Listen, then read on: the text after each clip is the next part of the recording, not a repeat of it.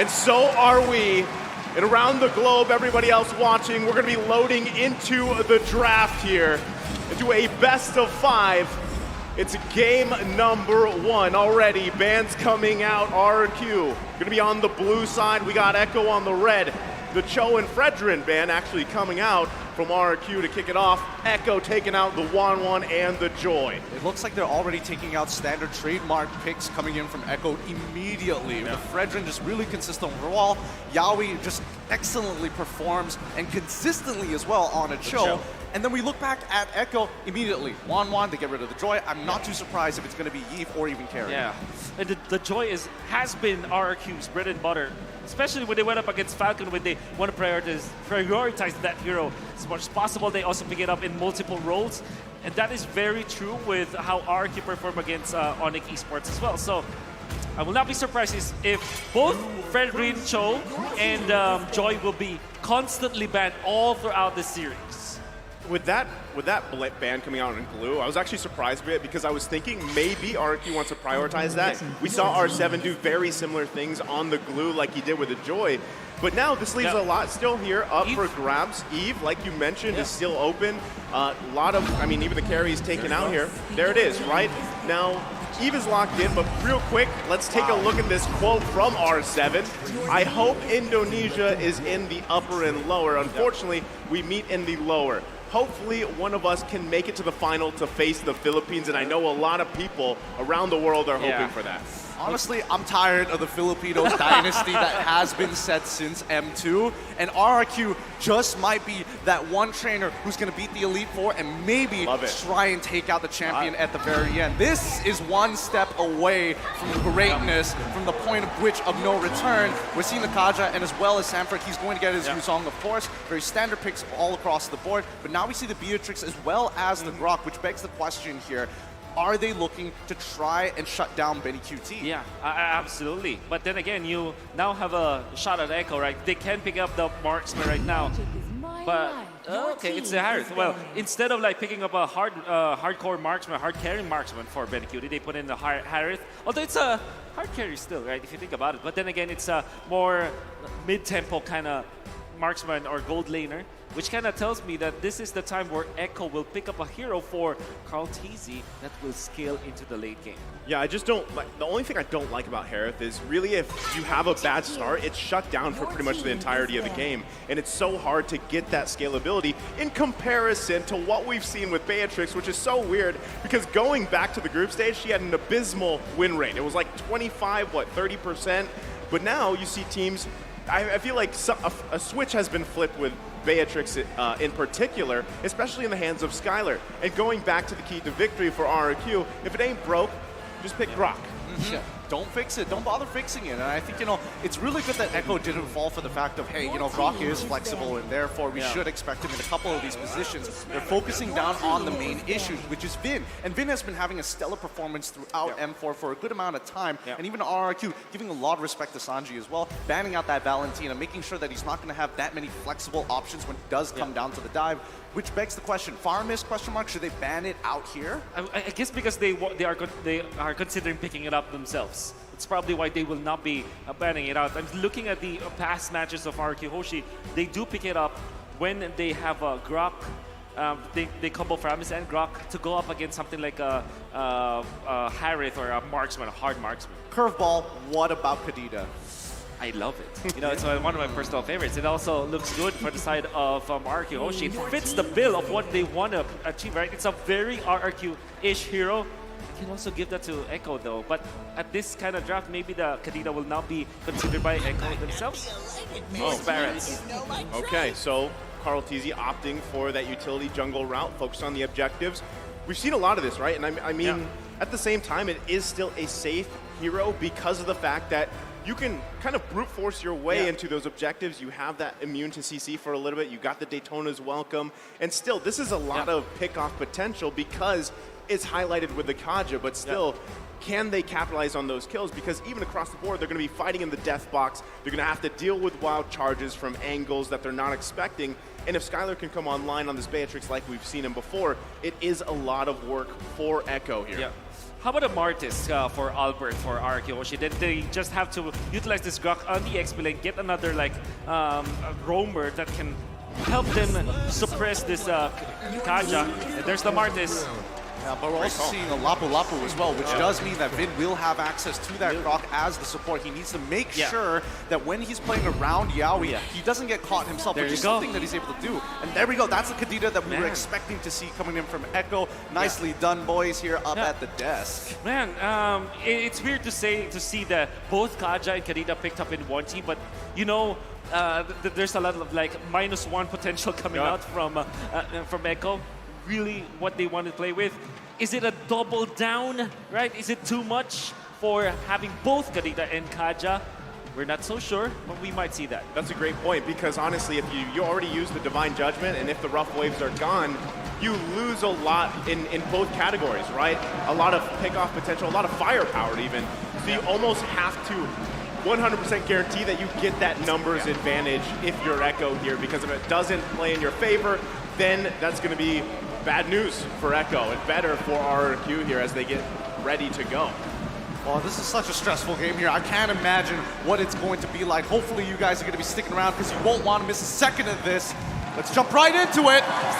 Into the land of Dawn we go. The last chance for Indonesia to make it to the grand finals, and it starts now. We're going to see Vin is going to be controlling that Grok. So this is a roam Grok, and then the Lapu Lapu will be the ones to fight against the Yu Zhang. We've seen it before. The Lapu Lapu can win against the Yu Zhang. Let's see Echo with early game comp. Can they actually close this one out before RRQ scales? I personally think that they absolutely can, but it really depends on that momentum at the end of the day. What Vin is chill. Oh, he's holding back the waves again. For the second round of it. Okay, interesting. Usually it's just dedicated to one lane, but now we're seeing Yawi trying to go up to help Benny QT out to try and make sure that Skylar doesn't get too far ahead, or at least holds that control. Yeah, I mean, you're relying a lot once again here for Skylar to just kind of pop off mid to late game. That's going to be crucial for them. And at the same time, RRQ's got to avoid all those picks that Echo's going to be looking for. And if anything, the fact that you have two Petrifies to work against, you've got to really be conscious of that, right? In those lockdown moments, because, I mean, even here, Sanford are going to be just fine. But again, going back to the point, especially when objectives are being contested, the angles from Sanford with the Black Dragon form and even looking out for Sanji is always something the teams going against a Kadita have to work for. It's a constant, pretty much mind game for both of these teams. See the focus coming out from RRQ Hoshi. Make sure that the laning stage is good for their side. Even when they're not really putting a lot of effort into the gold lane, the fact that they're controlling the minion wave so that it will be in the favor of Skylar, that's already them saying we want to make sure that the laning stage is ours. All right, well, first turtle now up here. You're going to see everybody in position for this as it's crucial for their momentum. Carl Teasy going to start it up. Yep, Black Dragon form already jumping into the back line. Is Carl Teasy in trouble as R7's already done it, but he secures it, and Lapu Lapu ensures first blood. Albert now trying to get on out of the situation, and finally Yawi hits level 4. Divine Judgment has already been connected, and they have to back off. It's a 2-for-1 trade. Massive win coming out from Echo, despite them losing to Carl TC. They got 2 kills afterwards, and then the turtle. They gave so much XP as well to Echo. That means that Echo will be in a very comfortable spot. We said the laning stage, the early game should be for Echo, and that's what they are now getting. Oh, Skylar now losing his flicker as well. Purple buff under threat by Yawi. He doesn't have his all, but Kadita on the opposite side of the map looking to make sure they hold and playing for EXP here. He just took it. That's the worst feeling in the world. Truly, losing your purple buff this early on, man. Yeah, tough situation there. I mean, you know, Yawi, Vin. Wild Charge already connected onto Benny QTs. He's trying to get on out of there. Yawi unable to punish for the time, it being Albert is there. So now the rest of Echo is going to start backing off, but a majority of Echo's numbers on the bottom side of the map. We're seeing R7 actually committing to this fight, forcing out. Didn't see that Petrify. He's still good. Rank number 1, internal secure. But I want to say top lane, you saw Vin commit the wall charge. want to go for Benecutie. They didn't even force the Purify onto Benecutie because they missed that wild charge. It wasn't able to knock the hand off. Oh, the combination was clean. Sanford sets it up. Sanji knocks it out of the park. And here comes Albert. Can he turn this around? Black Dragon Form and get on out of there to ensure that the Decimate doesn't pick him off. You know you're happy when you're playing the Yuzhong and you can just do that, right? You play it a little bit dangerous, a little risky, and you just go ahead and pop the Dragon Form and fly off on the map. Works great, but at the same time, you notice Yaoi spending a lot of time here on the top side. The focus is Skylar. Vin's there to help him up, but right now, numbers advantage should be even out. Albert also getting wind of this, just in the area, just in case. Now Turtle's up here. You're gonna see both teams swing into position, and once again, does Echo secure this next objective? Well, let's find out here. Watchon comes through, but the Tones Walk finds it. Yaoi flickers forward, finds one, instantly taken out Beatrix straight away. Skylar can't do much about it, and Albert finds one. Can he chain it into two? Yes, he can. Benecutie with the Salmon Force gets on out there, doesn't want to be a part of that. Well, beautiful start for Echo. You saw that they were able to snag Skylar. That was one great ultimate coming up from Yaoi, then Sanji with the damage. However, Albert finding the opening, he kind of conceded the turtle control for them to take more kills. That's the reason why they have taken some gold away from Echo, and despite them losing that turtle fight, it kind of felt like RRQ is starting to feel that they can equalize this game. RRQ knows that they have a disadvantage when it comes to those areas of objective takes, those neutral objectives, right? Especially because you can't expect to just get Carl Teasy out of there. He's playing the Barretts for a reason. So if you can actually just stay alive, no one goes down, convert into kills, especially on, let's say, Skylar Albert, you're going to profit big time. Hold on. Oh, he doesn't land the ult. He manages to flicker out just in time there, but Sanji is in position. Do they know that he's even there? Albert, he might be in some trouble. Full combination. No, he doesn't commit to it. Sanji decides to walk away. Wild Charge connects onto Benecutie. Snipe comes through. Benecutie still alive. And Yaoi making sure he has vision. Carl Teasy to back him up to ensure no dives are going to happen, but Sanji is creeping up back into the tri-brush here. Do they know? Is he going to find his connection? No, sees Albert. It's just not worth his time. Even we're seeing Benecutie just holding on to that lane, and Sanford walking up mid.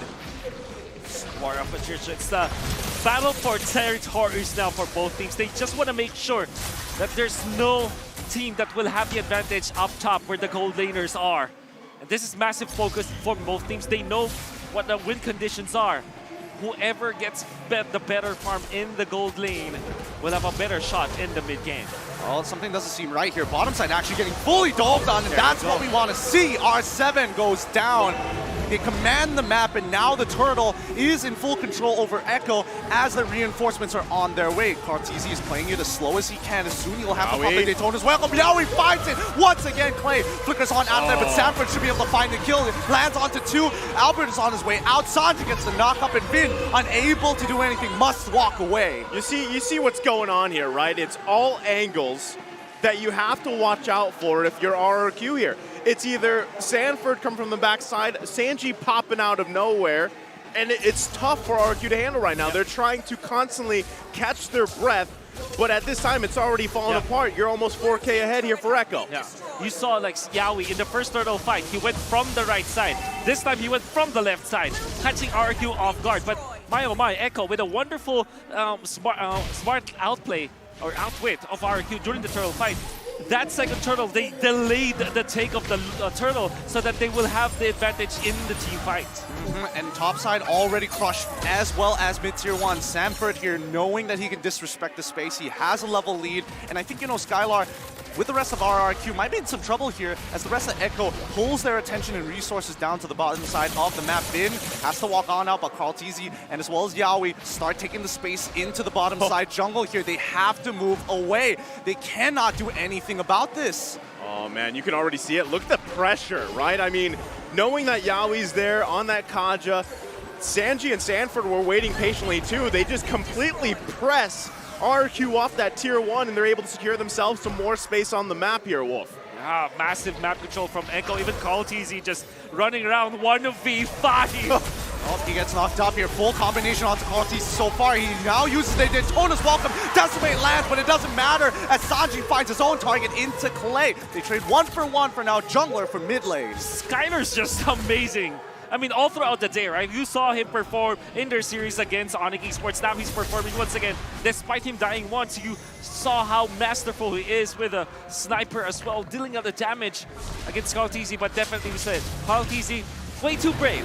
1v5, not gonna work out for him. Well, honestly, as of right now, I feel like Echo, and especially when we're looking at Carl-TZ, now that he's switched his role, he's not looking to hard carry this game. He's looking to be the foundation for the rest of his team members to actually step up. And Sanford Yawi is looking really good, but Sanji in particular, just the control that he has. Well, that's what I'm saying. You know, at this point, Carl-TZ, especially when he plays these utility-type junglers, he's more of that, you know, it seems like the shot caller and just is that vision for the team for everybody else to shine here. And sometimes we see those moments even for RRQ, but right now, again, with momentum being a big thing in most of these games, Echo having control here, it's going to be really tough for RRQ to contest this first Lord. You also got a glimpse of the item. Skylar, I think, only has BOD unless he picked up a second one, but able to get the top side turret some more space, but Sanford's up there, and the fight ensues. It's a 4v4 the top side. Hopefully we don't see... Oh, the solo kill already connects onto Skylar. Betty QT now zoning out the rest of them.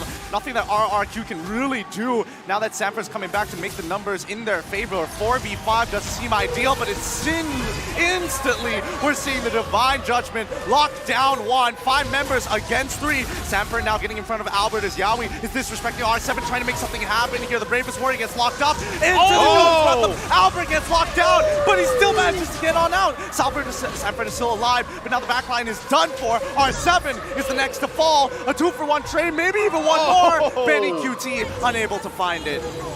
What a play coming out from Carl-TZ, just snagging one of the members of RRQ to save his teammates as well. And he even utilized the Daytona's welcome onto his opponent so that they'll land the double stun. Unfortunately, Echo weren't able to kill up Albert, but they did take out the Lord, and now they're controlling the purple buff as well. Echo with the economic advantage. Well, right now, you can see that advantage, how confident it makes Echo. And even just like you said, Carl-TZ walking around 1 versus 5. He doesn't really care at this point. So, I mean, Wolf, what does RRQ need to do to get back into this game? It's 5K ahead for Echo. Well, they have to concede the control to the map control now for Echo. Just utilize Albert or maybe R7 to kind of split push the waves and allow for Skylar and Clay to just farm the incoming waves. So it's going to be totally defensive now for RRQ Hoshi. Echo's power spike is literally right now mid-game. They have to respect that. Yep, Sanford coming in. Yawi finds the catch once again. Good spatial awareness, and the outer turret will fall as Echo now with a 5-man pushing into the inhibitors against 4. RRQ playing hyper defensively. Albert has to clear these waves so far. But we see on the bot side, even Carl-TZ doesn't mind, proxies the wave, and that's going to be every single outer turret, very systematic coming out of Echo. It's going to be difficult for RQ to defend this, especially when Yawi's just finding all of these openings. Yawi already has gotten a fleeting time. That means that from here on out, you're always afraid of Yawi. Like every 30 or every minute, I mean, there's a threat of the Divine Judgment one shot. I mean, just at this point, slowly whittling down the base here of RRQ. Echo knowing that they're in full control at this point. And this is, again, referring back to the series we saw with Blacks International, this is what Echo does, right? When they have this lead, they don't let go. Oh, the wall charge connects, but Yawi was able to get his animation off in time, and now Sanford coming in with the Black Dragon form, looking to try and get a punish here. Echo find nothing, but with the 7K lead, RRQ do not want to get in that.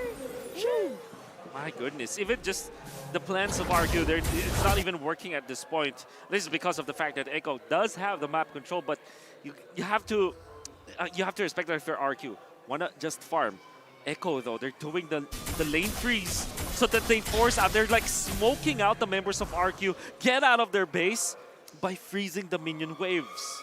Well, I mean, that's, again, going back to this whole point, like you have Grok. Yes, it was a key to victory. If it ain't broke, you know, keep picking Grok. But this time, Vin hasn't been able to find the targets he wants to, but let's say he does.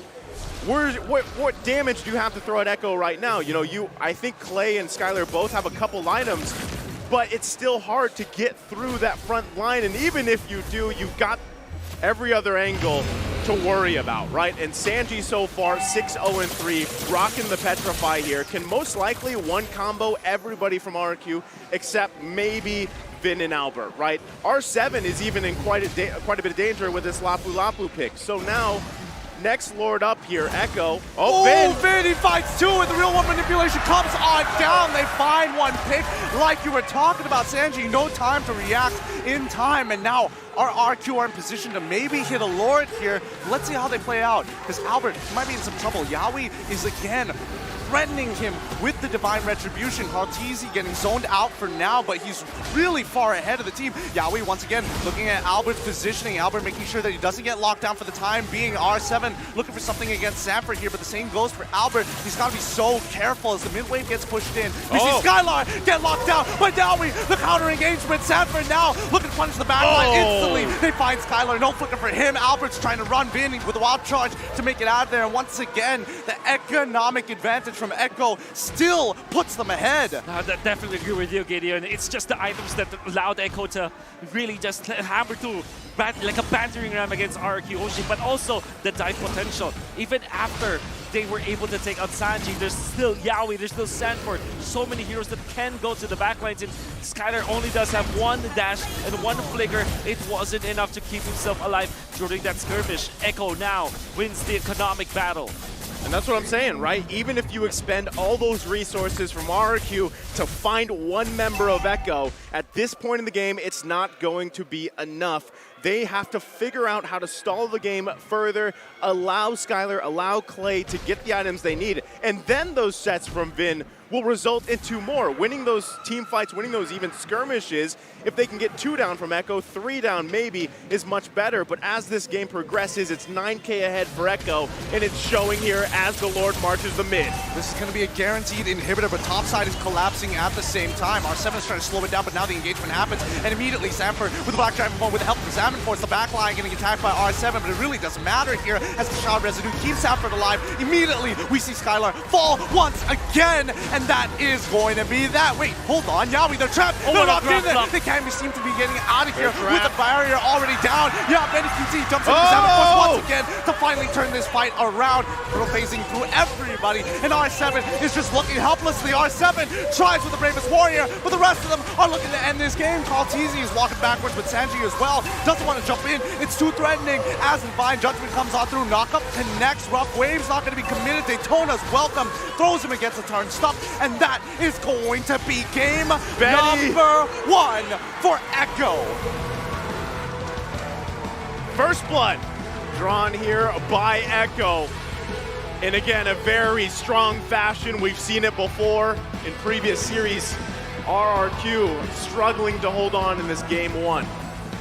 Honestly, GG, well played to Echo. That was just a slow burner, but you could just feel the suffocation coming out from RRQ. We saw the moment they got control at the early stages, the moment they got the first blood, they continued to go on. They made sure that the XP lane was also being destroyed by the Sanji and Sanford combination, double petrified between the Yuzhong as well as the Kadita. They made sure that R7 will not have good amount of farm in the early stages, which kind of means that R7 will not have an influence in the mid game, which they kind of needed. Skylar needed the farm. They weren't able to give it because the XP lane in her was also shut down. You just saw, I mean, across the board, again, the boxes being checked here all around from Echo. And even though it looked like there was moments where RRQ could hold out a little bit longer, it was just still, it was the economy factor. I mean, what, 8, 9K gold ahead for Echo there towards the end. It was just too much for them to really deal with. And as the game transitioned, I mean, you can see a total domination from the Orcas, Echo taking game number 1. I think a big part of this that RRQ wants to go into the next game is really not allowing all those angles of attack, right? Sanford, Sanji specifically, the Yuzhong, the Kadita, those are very troubling heroes to deal with. So they'll have to figure that out. I know the boys on the analyst stand will have more to say that. Before we get to that, we do want to mention that the M4 Battle Pass goes live tonight. And don't forget to check it out. There we go. Okay, this January 21st, expect loads of events and rewards up for grabs in game. First off, complete battle tasks in game on January 21st to get a skin choice chest. You can choose the skin you like most from the chest, and aside from that, the battle bonus awaits you on the same day. Play matches and you'll get team star protection for 3 matches.